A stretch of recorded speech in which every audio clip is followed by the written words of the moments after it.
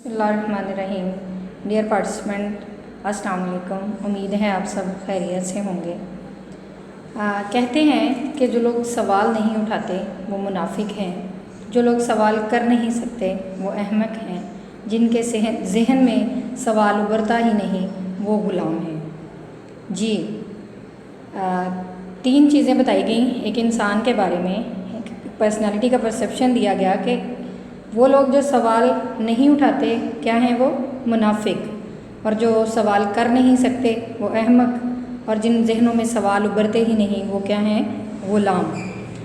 अब हमें देखना है कि हम किस कैटेगरी से बिलोंग करते हैं, हम इनमें से किसी भी कैटेगरी में फॉल करना चाहते हैं नहीं चाहते। अगर हम मुनाफिक, अहमक और ग़ुलाम जैसा टाइटल अपने साथ रिलेट नहीं करना चाहते तो फिर उसके लिए सबसे ज़रूरी चीज़ ये है कि हमें अपनी क्वेश्चनिंग स्किल को बेहतर करना होगा। जब हमारे अंदर ये स्किल स्ट्रॉन्ग होगी तो हम जो है वो इन तीनों कैटेगरी से बरी अलज़िमा हो जाएंगे। तो आज की हमारी प्रेजेंटेशन में हम इस बारे में पढ़ेंगे कि किस तरीके से एक स्ट्रॉन्ग क्वेश्चन जो है वो किया जा सकता है, और जो है वो कौन सी चीज़ें हमारी पर्सनालिटी का हिस्सा होंगी तो फिर ना चाहते हुए भी हमारे जहन में सवाल उभरेंगे। What are we going to learn? आज की प्रेजेंटेशन में हम जो सीधा पॉइंट सीखने जा रहे हैं उनमें सबसे पहली चीज़ है व्हाट इज़ अ क्वेश्चन। सवाल होता क्या है। Why do we ask question, हमें ये पूछना क्यों चाहिए।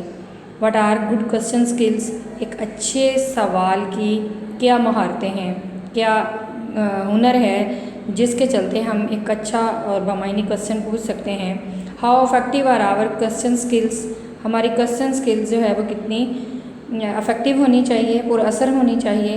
What are various type of questions, किस तरह के क्वेश्चंस किए जा सकते हैं या क्वेश्चंस की कितनी इकसाम होती हैं।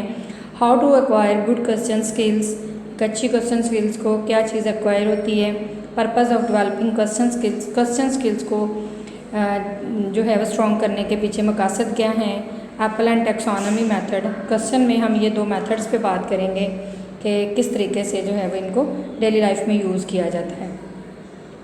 अमेजिंग फैक्टर सबसे पहले आपसे शेयर करूँगी। An average teacher ask 400 question in a day, that's 70,000 a year. यानी एक जो रिसर्च है वो ये कहती है कि एक टीचर 400 क्वेश्चन एक दिन में करता है। कितने क्वेश्चन? 400। यानी ये एवरेज टीचर जो है वो दिन में 400 क्वेश्चंस करता है, और अगर उनको पर ईयर पे काउंट किया जाए तो वो 70,000 क्वेश्चन बनते हैं। 1/3 of all teaching time is spent asking question, यानी हमारे टीचिंग टाइम का 1/3 हिस्सा, यानी फुल डे में अगर 4 आवर्स हैं तो 4 आवर्स में हमारे जो 3 आवर्स हैं वो किस चीज़ पे स्पेंड होते हैं? आस्किंग क्वेश्चंस, यानी सवाल पूछने पे वो टाइम हम सब कर रहे होते हैं। Most questions are answered in less than a seconds, और उसमें से मोस्टली क्वेश्चंस ऐसे होते हैं जिनके आंसर्स हम कितने टाइम पे बेस कर रहे होते हैं? सेकंड्स पे, यानी उन क्वेश्चंस के आंसर्स जो हैं सेकंड्स पे। एवरेज रिसर्च क्या कहती है कि जी 400 questions in a day and per year 70,000 question. एक एवरेज टीचर जो है वो दिन में 400 क्वेश्चन, जबकि एक साल में 70,000 सवाल पूछता है, और अपनी टीचिंग का 1/3 टाइम वो सवाल पूछने में गुजारता है, और उसके मोस्टली क्वेश्चंस के जो आंसर्स होते हैं उनको टाइम कितना रिक्वायर्ड होता है आंसर्स के लिए? Only seconds. What is a question? सबसे पहले हमें ये पता होना चाहिए कि सवाल है क्या। A question may be either in linguistic expressions used to make a request for information, or else the request itself made by such an expressions. This information may be provided with an answer. Basically सवाल अल्फाज का वो मजमुआ है, यानी हमारे जहनों में उभरने वाले वो ख़यालात जिनको हम दूसरों तक पहुंचाने के लिए ज़ुबान का सहारा लेते हैं। वो इंग्लिश लैंग्वेज भी हो सकती है, वो उर्दू लैंग्वेज भी हो सकती है, वो अरबिक भी हो सकती है, यानी मल्टीपल लैंग्वेजेस यूज़ होती हैं। अपनी डिपेंड करता है कि हम जिससे बात कर रहे हैं वो कौन सी ज़ुबान अच्छे से अंडरस्टैंड कर सकता है। तो किसी भी ज़ुबानदानी में अल्फाज का वो मजमुआ जो हम अपने जहन की सेटिस्फेक्शन के लिए किसी चीज़ के बारे में इंफॉर्मेशन लेने के लिए हम दूसरे तक पहुंचाते हैं, वो बेसिकली क्या कहलाता है? क्वेश्चन कहलाता है। Why do we ask question? अब हम इस पे बात करेंगे कि हमें इसकी ज़रूरत क्यों है, क्यों करने चाहिए हमें question. Number 1, to create clarity, to achieve success, to empower students, to spark ideas, to evaluate performance, to inspire confidence, to increase competency, to expand visions, for critical thinking, for creative thinking, to continue dialogue, to diagnose difficulties। ये कुछ characteristics हैं जिनकी base पे हमें questions पूछने चाहिए। हमारी daily life में बहुत सारी ऐसी चीज़ें होती हैं जब हम एक दूसरे से शेयर कर रहे होते हैं। एक बंदे से कोई बात की है, उसने हमें उसका आंसर दिया है, बट हम उसको ठीक से अंडरस्टैंड नहीं कर पाए, उस बात क्लियर नहीं हुई। अगर उस बात को हम स्ट्रॉन्गली क्लियर करना चाहते हैं तो हमें उससे सवाल करना चाहिए। जब हम उससे सवाल करेंगे तो हमें जो बात उसने जैसे की है, क्या हम वैसे ही समझ पाए हैं या नहीं पाए, इस बात की श्योरिटी मिल जाएगी। बहुत सारी चीज़ों में हमें सक्सेस चाहिए होती है, तो सक्सेस भी यानी उसी सूरत में हमें मिल सकती है जब हम उस चीज़ के बारे में, उस काम के बारे में क्लियर होंगे। और उस काम के बारे में, उस कामयाबी तक पहुंचने के लिए जो बेस्ट रास्ता है वो अपने से सीनियर लोगों से क्वेश्चंस पूछें, सीखें, देन उसको इम्प्लीमेंट करें और आप सक्सेस का पा सकते हैं। स्टूडेंट्स को स्ट्रॉन्ग करने के लिए, स्टूडेंट्स के जो शाइनेस को ख़त्म करने के लिए, नए नए आइडियाज़ की तख्लीक के लिए, एवेल्यूशन करने के लिए हमें सवाल करने होते हैं। किसी शख्स के बारे में जानना चाहते हैं, किसी न्यू चीज़ के बारे में हम जानना चाहते हैं, उसकी परफॉर्मेंस के बारे में हम कुछ आइडियाज़ करना चाहते हैं, तो उसके लिए भी हमें एक सवालनामा तरतीब देना होगा। उसके बाद कॉन्फिडेंस को बहाल करने के लिए हमें जो है वो इस चीज़ की बहुत ज़रूरत होती है, क्योंकि जो जितना पूछता है वो उतना सीखता है। जो लोग सवाल नहीं करते, इनफैक्ट वो सीखते भी नहीं हैं। कॉम्पिटेंसी को इम्प्रूव करने के लिए, हमारे विजन को और बड़ा करने के लिए हमें जो क्वेश्चंस पूछने चाहिए। क्रिटिकल थिंकिंग, एक होती है थिंकिंग, सोचना, एक होता है क्रिटिकल थिंकिंग यानी और ज़्यादा पेचीदगी से सोचना। जैसे कहते हैं ना, बाल की खाल उतारना, बहुत ज़्यादा डेप्थ में सोचना। तो जब आपके अंदर ये सेंस डेवलप हो जाती है कि आप चीज़ों के बारे में सवाल करना शुरू कर देते हैं, तो फिर आपके अंदर क्रिटिकल थिंकिंग जो है वो डेवलप हो जाती है। और जिस पर्सन के अंदर क्रिटिकल थिंकिंग डेवलप हो जाती है वो लाइफ में बहुत जल्दी एक हायर अचीवर बन जाता है। क्रिएटिव थिंकिंग, अपनी सोच को, अपने तख़य्युल को अपने लफ्ज़ों में ढालने के लिए भी हमें सवालात का सहारा लेना होता है। अपनी बातचीत को जारी रखने के लिए, यानी अगर हम किसी के साथ बातचीत कर रहे हैं तो उसने मेरे से बातचीत की, सलाम किया, मैंने जवाब दिया। अब जब तक मैं उससे अगली बात नहीं पूछूंगा तो क्या हमारी बात जारी रह सकती है? तो लिहाजा दो लोगों के दरमियान उस बात को कंटिन्यू करने के लिए भी सवाल और जवाब का तबादला होता रहना चाहिए। बाज़ औक़ात किसी काम के बारे में हमें कोई प्रॉब्लम्स आ रही हैं, उन प्रॉब्लम्स को जब तक हम किसी से पूछेंगे नहीं, हम उससे बाहर नहीं आ सकते। सो अपनी हर्डल्स को डायग्नोस करने के लिए, अपनी हर्डल्स के बारे में हमें जो है वो रहनुमाई के लिए भी एक अच्छे क्वेश्चन की ज़रूरत होगी। जितने अच्छे सवालात होंगे हमारे पास, उतनी ही जल्दी हम अपनी प्रॉब्लम को समझ भी सकेंगे और उससे बाहर भी आ सकेंगे। Next one, which is more important, which is more important, सबसे ज़रूरी क्या है? नोइंग द आंसर या asking the question.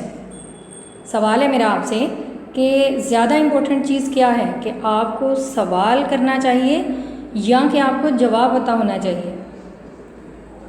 Teacher asking students, empowering student to ask question. Class में जब हम बच्चों को जो है वो फोर्स करना चाहिए हमें स्टूडेंट्स को कि वो क्वेश्चंस करें। टीचर्स को बच्चों से सवाल पूछने चाहिए और फिर उन्हें फोर्स भी करना चाहिए कि बच्चे भी टीचर से सवाल पूछें।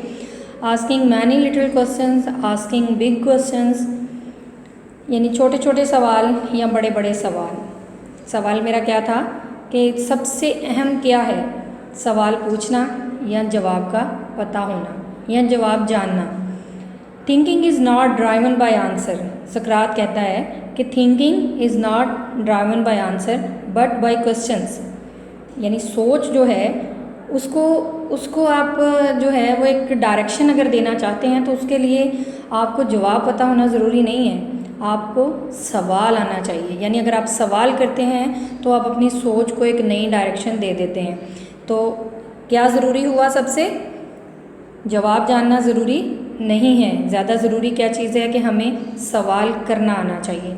जब हम सवाल करते हैं, हमारे जहनों में सवाल उठते हैं, तो फिर हम बहुत सी नई चीज़ें सीखते हैं। How to handle a student mind. How to handle a student mind. एक टीचर होने की हैसियत से हमारा ये जानना बहुत ज़रूरी है कि हम बच्चों को क्लास में किस तरीके से हैंडल करें। क्या हमें उन्हें बहुत सारा नॉलेज दे देना चाहिए, जैसे कि इतना नॉलेज कि उनके दिमाग का ढक्कन खोलें और उसको भरते जाएं, इतना भर दें कि उसमें मज़ीद एक जो है वो एक नुक्ता बराबर चीज़ जाने की भी गुंजाइश ना रहे। तो क्या आप समझते हैं कि हमने स्टूडेंट को इतना नॉलेज दे दिया है कि वह ज़िंदगी में किसी भी जगह पे मार नहीं खाएगा। क्या आपके ख्याल में ये दुरुस्त कर रहे हैं हम? बीइंग अ टीचर हमारी तरफ से ये एक्ट जो है वो पॉजिटिव है। How to handle a student mind. Fill it like a vessels या ignite it like a fire. पहली बात मैंने जो की कि हमने ढेर सारा नॉलेज बगैर पूछे, बच्चा हमसे सवाल कर रहा है नहीं कर रहा, हम जितना कुछ जानते हैं, हमारे गिरदोनवा में क्या हो रहा है, क्यों हो रहा है, कैसे हो रहा है, कब तक होता रहेगा, ईच एंड एवरीथिंग हम बच्चे को उसके पूछे बगैर ही इंफॉर्मेशन का मजमुआ दे रहे हैं, नंबर ऑफ़ इंस्ट्रक्शंस दे रहे हैं, इतनी कि उसका माइंड बिल्कुल फिल कर दिया है। और हम कॉन्फिडेंट हैं कि हम जितना जानते थे हमने सारे का सारा बच्चे तक डिलीवर कर दिया है। कि आप समझते हैं कि बीइंग अ टीचर हमने अपनी ड्यूटी फुलफ़िल कर दी है, या कि बजाय इसके कि हमने बच्चे को बहुत सारी इन्फॉर्मेशन दे दी है, हम जो चीज़ बच्चे को सिखाना चाह रहे हैं हमने उसके बारे में एक छोटा सा क्वेश्चन बच्चे के जहन में छोड़ दिया है और उसके दिमाग की बत्ती जला दी है। क्या कर दिया है? Ignite it like a fire. उसके दिमाग में एक छोटा सा बल्ब जला दिया है। अब क्या होगा, वो जो दिमाग में उसके दिमाग में हमने सवाल की सूरत में एक छोटा सा कीड़ा छोड़ दिया है, वो उसे चैन नहीं लेने देगा, वो उसे बेचैन करेगा, उसे मजबूर करेगा कि वो अपने गिरदोनवा पे गौर व फिक्र करे, चीज़ों को देखे परखे, उस सवाल का जवाब ढूंढने के लिए वो ज़मीन आसमान एक कर देगा और नंबर ऑफ़ इंफॉर्मेशन अपने पास जमा करेगा। क्योंकि ऐसा तो नहीं है ना जो सवाल आपने उससे किया है डायरेक्ट उसको पहली लाइन में उसका जवाब मिलेगा, उसे बहुत सारी चीज़ों को रिसर्च करना पड़ेगा, उसे अपनी प्रैक्टिकल लाइफ को देखना पड़ेगा। जिस डायरेक्शन में आपका क्वेश्चन है उस डायरेक्शन में बच्चे को बहुत सारी रिसर्च करनी पड़ेगी और उस रिसर्च में अपने एग्जैक्ट आंसर तक पहुँचते पहुँचते बच्चे को दीगर बहुत सारी इन्फॉर्मेशन जो है वो उसके पास आएंगी। तो क्या हुआ, हमने एक सवाल का जवाब जोड़ के डायरेक्ट हम भी उसे बता सकते थे, लेकिन अगर हम उसे वो डायरेक्ट जवाब बताते तो हम सिर्फ उस एक सवाल का जवाब उसे बताते जो कि उसके सामने आया।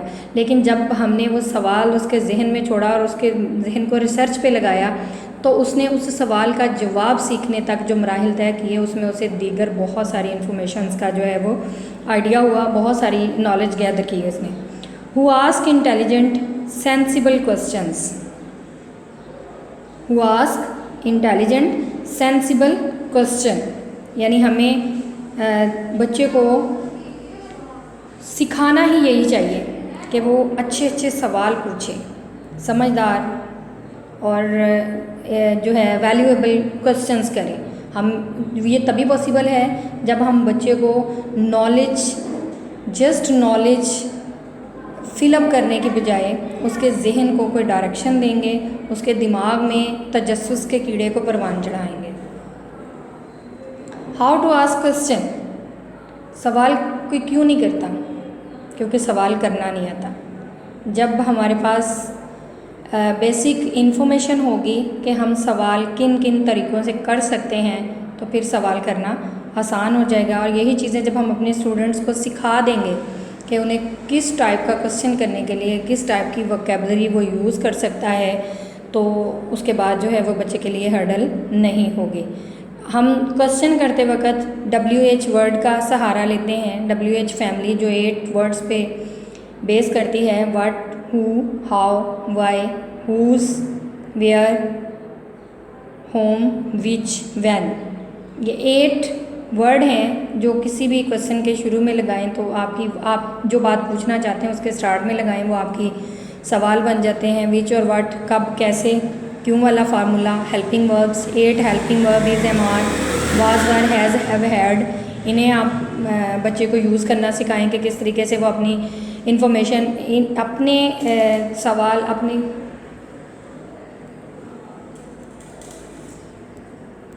हमने क्या सीखा है कि अगर हमें पेपर में अच्छे मार्क्स लेने हैं तो हमें पेपर प्रेजेंटेशन स्किल्स का पता होना चाहिए। लेक्चर का एग्जाम में एक बात भी करूँगी, अगर आपकी मेहनत से किसी को फ़ायदा हो रहा है तो फिर बहुत अच्छी बात है, अगर किसी को फ़ायदा नहीं हो रहा तो फिर इस मेहनत से पीछे हट जाइए। Thanks for watching. Purpose of developing your questioning skill, क्या मकसद है कि हमें क्यों अपनी क्वेश्चन स्किल्स को स्ट्रॉन्ग करना चाहिए। It is important to know not only the types of questions but also the tactics of asking those questions in an effective manner because they are the baseline for answer। ये सिर्फ इसलिए ज़रूरी नहीं है कि आपको क्वेश्चन पूछने की जो है टैक्टिक्स जानने, इसलिए ज़रूरी नहीं है कि जी आपको इसकी टाइप्स पता हैं ये वो। ये इसलिए ज़रूरी है कि जब तक आपका पर्पज़, इसका सबसे बड़ा जो मकसद है वो ये है कि जब तक आपका क्वेश्चन ठीक डायरेक्शन में नहीं होगा तब तक आपको आपका मुतल्लिका आंसर भी जो है वो ठीक तरीके से नहीं मिल सकता। तो लिहाजा जितना मौसर और इफ़ेक्टिव जवाब आप चाहते हैं कि आपको मिले या सेटिस्फेक्शन हो आपकी, तो उससे पहले ज़रूरी है कि आपका सवाल भी उतना ही जामिया और वेल प्लान्ड होना चाहिए। तो इसके लिए हमें हमारी क्वेश्चन स्किल को स्ट्रॉन्ग करना बहुत ज़रूरी है। Component of good questioning skill, good answers हमें कब मिलते हैं, जब हमें ये पता हो कि हाउ टू आस्क, हमने पूछना क्या है, व्हेन टू आस्क, पूछना कब है, what to ask, how to ask, कैसे पूछना है, व्हेन टू आस्क, कब पूछना है, व्हाट टू आस्क, क्या पूछना है। यानी हमें जब हमारे ये तीनों सिनेरियो क्लियर होंगे कि जो हम पूछना चाहते हैं वो कौन सी बात है, वो जामिया तरीके से आपने लिख ली है, नहीं लिख ली, अपना क्वेश्चन अच्छा तरतीब दे लिया है। अब सिर्फ एक अच्छा आंसर पाने के लिए यही ज़रूरी नहीं है कि आपको ये पता हो कि जी मेरा सवाल बहुत अच्छा है, अब इसके बदले में मुझे जवाब भी बहुत अच्छा मिलेगा। अच्छे जवाब के लिए आपको अच्छे सवाल के साथ साथ ये भी पता होना चाहिए कि ये सवाल आपने कैसे और कब पूछना है। यानी अगर आपका सवाल ठीक तरीके से ठीक वक्त में नहीं पूछा जाएगा देन भी आपके अच्छे क्वेश्चन के बदले में आपको अच्छा आंसर नहीं मिल सकता। क्वेश्चनिंग मेथड्स, हम कुछ मेथड्स पे बात करेंगे। Number 1 open close questioning, probing questions, leading questions and inspiring questions. ये 4 कैटेगरीज़ हैं जो अगर हम अपनी बुक्स की बात करें तो उनमें यूज़ की जा रही होती हैं। बच्चों की एक्सरसाइज इन्हीं 4 के हवाला से जो है वो डिज़ाइन की गई होती है। बट हम सिर्फ बच्चों को जो है वो पढ़ा रहे होते हैं और कभी भी उनको इस तरीके से क्वेश्चन जो है वो आइडेंटिफाई नहीं करवाए कि कौन सा क्वेश्चन मेथड्स की किस कैटेगरी से बिलोंग करता है। तो आज हम मज़ीद इसके बारे में डिटेल से देखेंगे कि ये क्वेश्चन किस टाइप के होते हैं और जो है वो इनके ऑब्जेक्टिव्स क्या होते हैं। सबसे पहले open question that start with, किससे स्टार्ट होते हैं open questions, why, what, who, when, where, how. ये ओपन क्वेश्चन के स्टार्ट में वर्ड यूज़ हुए होते हैं। और क्लोज क्वेश्चंस जो हैं, questions that lead to a simple yes और नो आंसर, यानी ऐसा सवाल जिसका आंसर सिर्फ हाँ या ना हो, बिल्कुल मुख्तसरन जो है इस तरह के, यानी सिंपल से सादा से क्वेश्चन जिनको आप यस या नो में आंसर करें तो वो आपके क्लोज क्वेश्चन होते हैं। Type of open question, what happened in the meeting में क्या हुआ, when is the delivery going to be made, which areas need more attention. अब ये सारे क्वेश्चन आपने देखा WH वर्ड से स्टार्ट हो रहे हैं। जैसा कि पहले ही बताया गया कि जो ओपन क्वेश्चन है उन क्वेश्चंस के स्टार्ट में हमेशा व्हाट, व्हेन, व्हाई यानी WH फैमिली के वर्ड्स लगे होते हैं। उसके बाद अगर हम क्लोज क्वेश्चंस की बात करें तो do you need help, yes या नो, अगर हेल्प की ज़रूरत है तो बोलें यस, अगर ज़रूरत नहीं है तो देन बोलेंगे no. Can you send this report by tomorrow, क्या आप ये रिपोर्ट कल सेंड कर सकते हैं, हाँ या ना। मतलब अगर आपकी रिपोर्ट रेडी है तो आप बोलेंगे यस, रिपोर्ट रेडी नहीं है तो बोलेंगे नो। सो इसी टाइप के बहुत सारे क्वेश्चन आपकी बुक में होते हैं। जैसे फर्स्ट कैटेगरी क्वेश्चन जो WH वर्ड से शुरू हो रहे हैं, ओपन क्वेश्चंस, उन क्वेश्चंस में आपने देखा कि जो सवाल किया गया है उसके बदले में आपका जवाब वन वर्ड पे मुश्तमिल नहीं हो सकता, या हाँ ना में नहीं दे सकते। उसके लिए आपको एक जामिया आंसर देना पड़ेगा। जबकि जो क्लोज क्वेश्चन है वो इस टाइप का क्वेश्चन है कि आपका जवाब या हाँ होगा या फिर ना होगा। Probing questions, find more details, need clarification, want to prevent misunderstandings. इन क्वेश्चंस के जो मेन करैक्टरिस्टिक्स होते हैं वो ये हैं कि हमें अगर किसी चीज़ के बारे में ज़्यादा से ज़्यादा डिटेल चाहिए, या हम किसी बात के बारे में मज़ीद क्लियर होना चाहते हैं, बात को अच्छे तरीके से अंडरस्टैंड नहीं कर पाए और किसी किस्म की कोई मिसअंडरस्टैंडिंग जो है वो पैदा हो रही है, तो उसको क्लियर करने के लिए इन क्वेश्चंस का सहारा लिया जाता है। एग्जाम्पल्स के तौर पे, what do you need to make this project move forward, यानी कोई प्रोजेक्ट चल रहा है, ऑलरेडी हम देख रहे हैं कि ये चल रहा है, लेकिन मज़ीद उसको आगे बढ़ाने के लिए जो है वो हम जानना चाहते हैं कि अगर इसको आगे लेके जाना चाहता है तो उसकी बेसिक वजूहात क्या हैं, या हम कंफ्यूज हैं कि जी ये अच्छा नहीं चल रहा तो इसको रुक जाना चाहिए। अगर दूसरा पर्सन उसको आगे लेके जाना चाहता है तो जहाँ कहीं हमारी मिसअंडरस्टैंडिंग है तो वो क्लियर हो जाएगी उसके बताने से। When is it exactly going to be ready, what exactly do you mean by unlimited usages, what do you mean by no one showed up. नहीं, WH फैमिली का सहारा लिया गया है यहाँ भी, बट इन क्वेश्चंस के अंदर आपने देखा कि जो सेंस आ रही है वो जिस चीज़ के बारे में हम जानना चाहते हैं, या तो हम उस चीज़ के बारे में क्लियर नहीं है, हमारी अपना विजन स्ट्रॉन्ग नहीं है, या फिर ये है कि हमारी कुछ मिसअंडरस्टैंडिंग है जिनको हम क्लियर करना चाह रहे हैं। करैक्टरिस्टिक ऑफ लर्निंग क्वेश्चंस, यानी leading question, characteristic of leading questions. Leading questions में want to lead the other person in a direction of your choice, यानी हम किसी दूसरे इंसान को उस तरफ मोड़ लेते हैं जिस तरफ हम उन्हें लेके जाना चाहते हैं, यानी हमारी डिज़ायर्स के मुताबिक हम उस पर्सन की सोच का नुक्ता नज़र चेंज कर लेते हैं। Good for getting answers you want while allowing freedom of choices, यानी आप चॉइस के लिए फ्रीडम होता है, इस सिचुएशन में ये क्वेश्चन कर सकते हैं।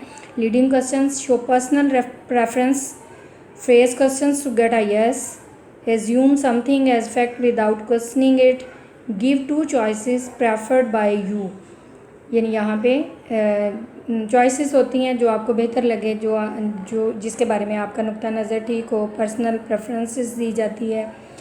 Phrase question to get a yes या नो, यानी इस लीडिंग क्वेश्चंस में आ सकते हैं। लीडिंग क्वेश्चंस में पर्सनल प्रेफरेंस का अगर क्वेश्चन है तो उसकी टाइप किस टाइप की होगी या किस टाइप का वो क्वेश्चन होगा। I think it is a great colour, don't you think, यानी एक कलर है मुझे बहुत पसंद आया है, मैं अपना ओपिनियन दे रही हूँ कि I think it is a great colour, don't you think, क्या आप भी ऐसा ही सोचते हैं। अब आपकी चॉइस है, अगर आप यस भी बोल सकते हैं, आप नो भी बोल सकते हैं, आपकी पर्सनल प्रेफरेंस है, आपको वो कलर पसंद नहीं है तो आप कुछ भी उसके बारे में कह सकते हैं। उसके बाद getting to yes, shall we all agree to this action, shall we all agree to this action, modal verb का सहारा लिया गया है यहाँ पे क्वेश्चन को क्रिएट करने के लिए, और एक्शन के बारे में पूछा गया है कि जो परफॉर्म हो रहा है हम उस पर एग्री हैं या नहीं। आप यस भी बोल सकते हैं, आप नो भी बोल सकते हैं। Assume facts, how bad was his speech, assume facts, how bad was his speech, उसकी स्पीच कितनी यानी बुरी है। फैक्ट्स है ना, यानी स्पीच के अंदर जो है वो आपको कोई चीज़ अच्छी नहीं लगी, आप उसके बारे में एकदम ये भी बुरा, ये भी बुरा, ये भी बुरा ऐसे बोलने के बजाय आप एक जो है वो पॉइंट उठा रहे हैं। How bad was his speech, दूसरे बंदे से उसका नुक्ता नज़र पूछ रहे हैं, वो बता सकता है कि अच्छा कहाँ कहाँ क्या क्या उसके अंदर प्रॉब्लम्स हैं। तो मतलब कि आपने जिस चीज़ को जो है वो फील किया, जिन फैक्ट्स को आप उन्हें एज्यूम करके एक क्वेश्चन का नेम दे रहे हैं, how bad was his speech, तो सामने वाला उस पर अल्टीमेट आपको वो जो है वो अपना ओपिनियन बता देगा। Choices, you can either get the advance version at a cost और get the simpler but cheaper version. ठीक है, चॉइसेस यहाँ पे है कि आप जो है वो you can either get the advance version at a cost और get the simpler but cheaper version. यानी अगर आपने एडवांस वर्जन चाहिए तो ज़ाहिर बात है उसकी कॉस्ट हैवी होगी, अगर सिंपल वर्जन चाहिए तो चीप कॉस्ट होगी। आपकी चॉइस है, आपका बजट जो आपको इजाज़त दे रहा है आप उसके मुताबिक उसको जो है वो कर सकते हैं। सेम लाइक इसी तरीके से बहुत सारे ऐसे क्वेश्चंस होते हैं जिनमें हम अपनी चॉइसेस यस या नो में दे सकते हैं। Use of inspiring questions, inspiring questions हमें कब करने चाहिए? Useful for motivation speaker, motivational speakers, good for coaching. यानी अब मोटिवेशनल क्लास में पढ़ाते वक्त किसी चीज़ के बारे में अवेयरनेस देते वक्त उसकी आउटपुट लेते वक्त अगर आप वहाँ मोटिवेशनल क्वेश्चंस थ्रो करना शुरू कर दें तो एज सच वो वहाँ पे इफ़ेक्टिव साबित नहीं होंगे। सो हमें सिचुएशन का आइडिया होना चाहिए कि अगर हम मोटिवेशनल क्वेश्चन करना चाह रहे हैं तो वो हमें किस वक्त करने चाहिए। यानी इंस्पायरिंग क्वेश्चन, इंस्पायरिंग क्वेश्चन जब आप किसी पर्सन को मोटिवेट करना चाहते हैं तो तब यूज़ किए जाते हैं। आप कोई बात ऐसी कर रहे हैं जो आप चाहते हैं कि लोगों के दिल को भा जाए, आप वहाँ पे इस तरह की क्वेश्चनिंग ऐड कर सकते हैं। किसी शख्स को कोचिंग कर रहे हैं यानी उनसे किसी चीज़ के बारे में रहनुमाई दे रहे हैं तो वहाँ पे इस टाइप के क्वेश्चंस यूज़ किए जा सकते हैं। उसके एग्जांपल आपके सामने शेयर करना चाहूँगी। Would it not be wonderful if you could get a degree in this subject? Is not this a lovely colour? Does not it fit beautifully? Would not we love to be the market leader in this area? ये कुछ जो है inspiring questions हैं जो situation के मुताबिक आप जिस सिचुएशन पे कोचिंग कर रहे हैं या लीडिंग कर रहे हैं आपके क्वेश्चन डेफिनेटली उसी टाइप के होंगे। सो उनको तरतीब किस तरीके से देना है आपने देखा है कि यहाँ पे प्रिंसिपल वर्ब, मॉडल वर्ब और हेल्पिंग वर्ब के साथ ये क्वेश्चन जो हैं वो अरेंज किए गए हैं। What is an apple? हम क्वेश्चन स्ट्रेटजीज़ पे बात करेंगे। एक स्ट्रेटजी है क्वेश्चन को जो है वो अपील करने के लिए कि एक अच्छा क्वेश्चन जो है उसकी इम्प्लीमेंटेशन को एप्पल से मंसूब किया गया। It's a trick to remember how to use question effectively. यानी ये एप्पल एक टेक्निक है जो आपको ये बताती है कि किस तरीके से पुरअसर क्वेश्चन जो है वो आप कर सकते हैं। ठीक है, तो हम एप्पल को एक्सप्लेन करेंगे। एप्पल में सबसे पहले A stand for ask the question, यानी सवाल पूछें। Question should be prepared in your lesson plan in advance. जो आप बच्चों को पढ़ा रहे हैं ये क्लास के अंदर यूज़ की जा सकती है स्ट्रेटजी। जो आप लेक्चर बच्चों को देना चाह रहे हैं उस टॉपिक पे पहले से आपके पास क्वेश्चन रेडी होना चाहिए जो एडवांस में आपके पास मौजूद है, वो आप बच्चों से पूछें। A stand for ask the question, P stand for pause. Pause mean वक्फा दें दरमियान में। Let the learner think about what you are asking. Give the learners 3 and 5 second in order to respond. जो सवाल आपने उनसे पूछा है, ऐसे नहीं कि सवाल पूछते फ़ौरन ही बच्चे हाथ खड़ा करना शुरू कर दें और आप उनसे पूछना शुरू कर दें। आप सवाल करने के बाद वहाँ पॉज देंगे, कुछ वक्फा देंगे 3 से 5 सेकंड का। अगर क्वेश्चन आपका बिल्कुल इजी है, क्वेश्चन टेक्निक में हमने देखा है मेथड्स में कि कौन से क्वेश्चंस को कितना टाइम रिक्वायर्ड है, मटेरियल रिक्वायर्ड है उसके आंसर के लिए, उसी हिसाब से आप वहाँ पे अपना पॉज देंगे। पॉज देने के बाद फिर आप then pick second, A P then P stand for pick. Pick on a learner by name to answer the question. Make sure of 100% participation of all students. Pick से मुराद क्लास में बैठे हुए बहुत सारे बच्चे 3 से 5 सेकंड के बाद हाथ खड़ा करेंगे कि मुझे इसका आंसर पता है, मुझे इसका आंसर पता है। तो वहाँ से आप बाय नेम एक लर्नर को उठाएंगे, खड़ा करेंगे क्लास में और बताएंगे बच्चों को कि फ़ला बच्चा जो है क्लास का, उसका नेम लेट्स सपोज क्लास में जो है वो आसमा है, आसमा ने हैंड रेस किया तो आप उसे खड़ा करें, बाय नेम जो है वो अनाउंस करें कि आसमा खड़े हो जाएं। और फिर जो है आपको श्योर करना चाहिए 100% पार्टिसिपेशन जो है वो क्लास की होनी चाहिए, लेकिन फिर भी वहाँ से आप एक लर्नर को जो है वो खड़ा करेंगे। देन है एल, और L mean listen. L stand for listen to the answer. फिर आप आसमा आपको आंसर बता रही है तो आप उसको अच्छे तरीके से सुने। Make eye contact with the learner, mean आपका आई कॉन्टैक्ट आसमा के साथ होना चाहिए। And use encouraging remarks. और उसकी हौसला अफजाई के लिए आपको 7 रिमार्क्स देने चाहिए। आप देख रहे हैं कि बच्चा थोड़ा शाय हो रहा है, अटक रहा है, आपको थोड़ा उसके कंधे को तपतपाना चाहिए, उसको अप्रिशिएट करना चाहिए। जो उसके हाफ आंसर वो दे सका है, आप वेरी गुड, एक्सीलेंट, बहुत अच्छे, हाँ थोड़ा और मज़ीद, इस तरीके के कुछ आप इनकरेजिंग वर्ड्स यूज़ करें ताकि अस्मा को हौसला मिले कि वो आंसर के लिए खड़ी हुई है। और फिर उसकी जो है वो उसके साथ अपना आई कांटेक्ट बना के रखें। ऐसा नहीं कि अस्मा आंसर दे रही है, आप किसी और बच्चे के साथ बातचीत कर रहे हैं, उसकी बात को सुन नहीं रहे। लास्ट पे है expound. Expound stand for explain the learner answer. अब अस्मा से आपने सवाल पूछा, अस्मा ने आपको उसका आंसर दिया। इतना ज़रूरी नहीं है कि आपने सवाल पूछा, फिर पॉज दिया, फिर अस्मा को खड़ा किया, अस्मा से सवाल का जवाब सुना और बस जी वाइंड अप कर दिया। नहीं, आप अस्मा के सुने आंसर को अगेन एक्सप्लेन करें। Generate a dialogue based on the learner's response. If the learner response was incorrect, redirect the question back to the other learners. यानी अब अगर तो आपको ठीक आंसर मिल गया तो आप उस आंसर को एक बार फिर से एक्सप्लेन कर दें, लेकिन अगर अस्मा उस क्वेश्चन का आंसर ठीक नहीं दे पाई तो अस्मा को डीमोटिवेट करने की बजाय आप अपने उस क्वेश्चन की थोड़ी सी डायरेक्शन चेंज करें और वापस जो है क्लास की तरफ उसको थ्रो कर दें, ताकि अगर किसी और को उसका बेहतर आंसर पता है तो वो आपको दे सके।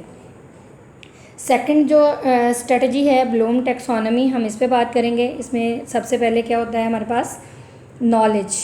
Second step comprehension, then application, उसके बाद analysis, then synthesis, then evaluation. यानी सबसे पहले हम पढ़ाएंगे बच्चों को। कॉम्प्रीहेंशन मीन कि जो भी चीज़ हमने उनसे शेयर की है, एक पैसेज, एक यूनिट, एक जो भी करवाया, फिर उसके बाद उसमें से हम कुछ क्वेश्चंस बना देंगे। जैसा कि अगर मैं इंग्लिश की बात करूं तो SM जो है वो हमारा इंग्लिश रीडिंग मेथड, हम उसको वहाँ पे यूटिलाइज़ करेंगे। पूरे उसके अंदर से अपने question answer, word meaning, words opposites, जो भी each and everything, parts of speech आप हाईलाइट कर दें, मैक्सिमाइन, फेमिनाइन, सिंगुलर, प्लूरल, इस तरह के कुछ क्वेश्चंस को आप हाईलाइट करके उसकी एप्लीकेशन बना दें। देन एनालिसिस करें, फिर सिंथेसिस और देन एवेल्यूएशन। फिर आप बच्चों को जो है वो उसके बाद उनसे पूछना शुरू कर दें। Remember, teaching is the art of asking questions. Teaching is the art of asking question. सकरात कहता है good learning start with questions not answers. अगर आप अच्छे लर्नर बनना चाहते हैं तो फिर सवाल करना सीखें, क्योंकि अच्छी लर्निंग जो है वो जवाब पता होने से शुरू नहीं होती बल्कि सवाल करने से शुरू होती है। लेकिन अगर आप सवाल नहीं करेंगे तो फिर आपके जो हैं वो आप कभी भी एक अच्छे लर्नर नहीं बन सकते। Thank you so much. उम्मीद करती हूँ कि आप सबको अच्छे से समझ आई होगी और आज के बाद आप अच्छे तरीके से क्वेश्चन करेंगे और इफ़ेक्टिव क्वेश्चंस करेंगे ताकि आप अपनी लर्निंग को और ज़्यादा स्ट्रॉन्ग कर सकें। Thank you.